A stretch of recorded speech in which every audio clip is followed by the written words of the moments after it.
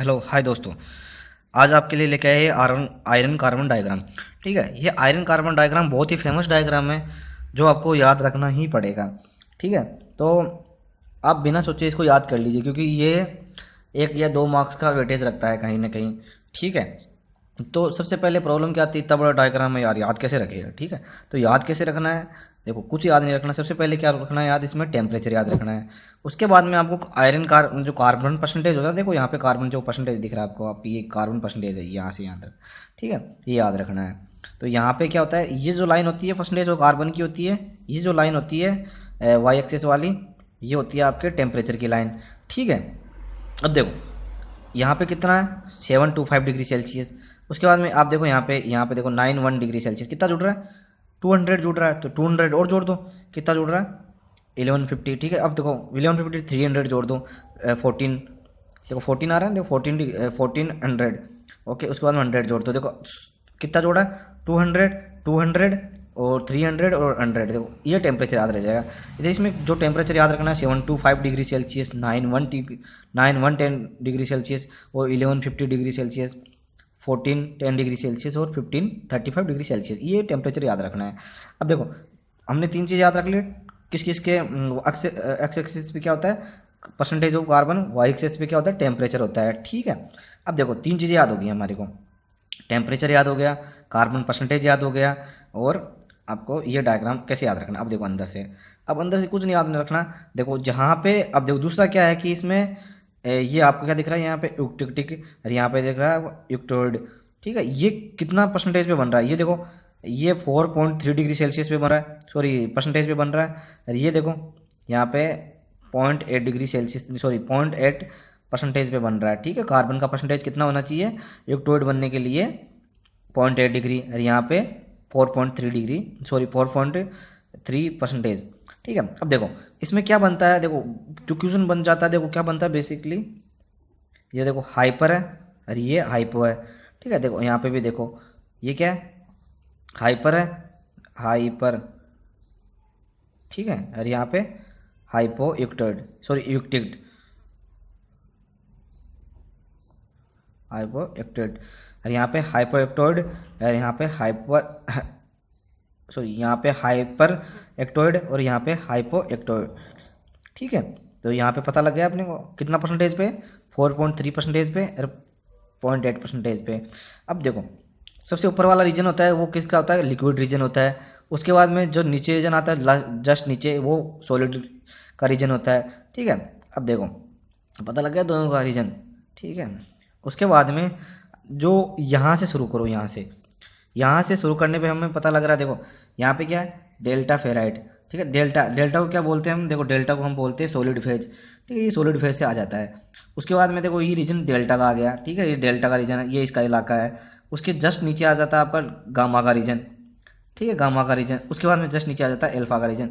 Alpha को हम क्या बोलते हैं, देखो यहाँ पे एल्फा से हमें क्या पता लगता है, फेराइट बोलते हैं इसे। ठीक है, फेराइट, फेराइट बोलते हैं। गामा को क्या बोलते हैं हम, ऑस्टेनाइट है। इसको क्या बोलते हैं हमने, सीमेंटाइड। और जो डेल्टा होता है वो सॉलिड फेज होता है। ठीक है, रीजन तो बहुत सारे होते हैं।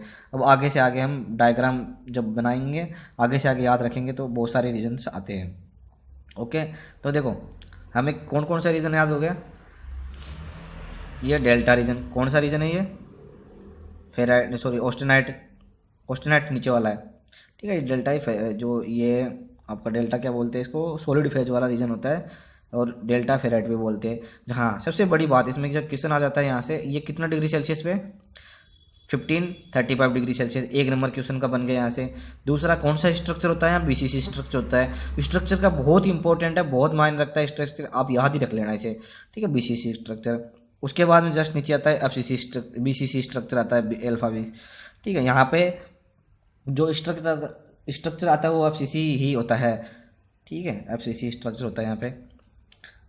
ओके, तो बीसीसी स्ट्रक्चर एफसीसी हो गया, और ये हो गया बीसीसी, बॉडी क्यूबिक सेंटर और फेस क्यूबिक सेंटर और बॉडी क्यूबिक सेंटर जो रीजन होता है, ये 9110 डिग्री से नीचे आ जाता है। और ये जो रीजन बनता है ये 1410 डिग्री सेल्सियस से नीचे आता है, ये 1535 डिग्री सेल्सियस से नीचे आता है डेल्टा रीजन। ठीक है, अब देखो लिक्विड के साथ मिल रहा है तो लिक्विड डेल्टा हो गया। ठीक ठीक है। अब देखो यहाँ पे लिक्विड और डेल्टा हो जाएगा, ये जो रीजन हो जाएगा ना, ये रीजन यहाँ वाला, सॉरी ये वाला रीजन देखो, यहाँ पे गामा भी, सॉरी गामा भी आ रहा है और लिक्विड भी आ रहा है, तो गामा और लिक्विड का रीजन हो गया, ठीक है। अब देखो सबसे बड़ी बात यहाँ पे, ये जो रीजन होता है, जो सेकंड वाला रीजन, ये क्या है, गामा ऑस्टेनाइट और सीमेंटाइट का रीजन है। किसका रीजन है? सीमेंटाइट और ऑस्टेनाइट का रीजन है। इससे जस्ट नीचे जो रीजन आता है वो किसका होता है? एल्फा, मतलब फेराइट और सीमेंटाइट का रीजन। यहाँ किसका रीजन था? ऑस्टेनाइट, देखो ऑस्टेनाइट, ठीक है। और यहाँ पे फेराइट। देखो कॉमन तो दोनों में, कॉमन क्या है?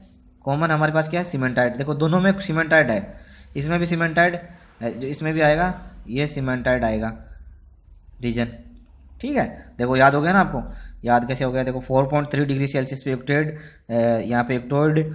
इससे जो आगे आता है जो लेफ्ट रीजन में, ये कौन, सॉरी राइट रीजन, ये राइट रीजन, राइट, जो ये लेफ्ट रीजन हो गया,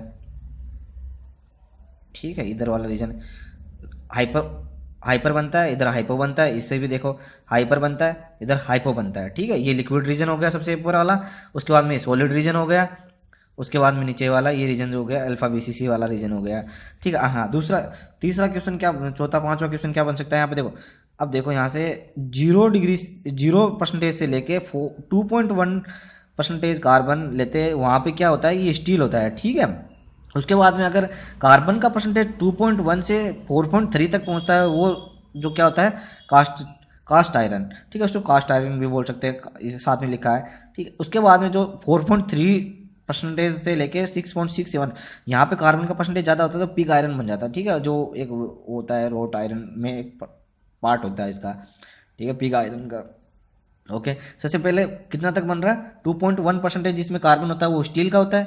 2.1 से लेके 4.3 जो होता है वो कास्ट आयरन होता है, और यहाँ से लेके यहाँ तक का वाला पिग आयरन होता है, जो कार्बन परसेंटेज होता है यहाँ पे 6.7।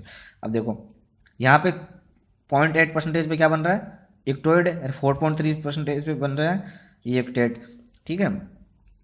ओके आई थिंक आपको थोड़ा बहुत तो समझ आया गया होगा। हाँ दूसरा इसमें जो क्वेश्चन बनता है, एक आगे क्वेश्चन आ जाता है जो बेसिकली देखा जाता है, मूसी जोन। मूसी जोन जो होता है लिक्विड प्लस एल्फा, एल्फा क्या है? फेराइट। लिक्विड प्लस जो इसका रीजन होता है ना वो मूसी जोन, जो मूसी जोन बोलते हैं उसे, ठीक है। क्यूरी टेम्परेचर, क्यूरी टेम्परेचर बहुत वो होता है, फेमस है कि कैसे इसको यूज होता है, क्या इसका जो डेफिनेशन है। देखो यहाँ पे डेफिनेशन मैंने लिख दी नीचे, नो चेंज फेज, इसमें कोई चेंज का फेज नहीं होता, फेज चेंज नहीं होता, एंड ओनली मैग्नेटिक प्रॉपर्टीज रखता है, एंड डिसअपेयरिंग, ठीक है।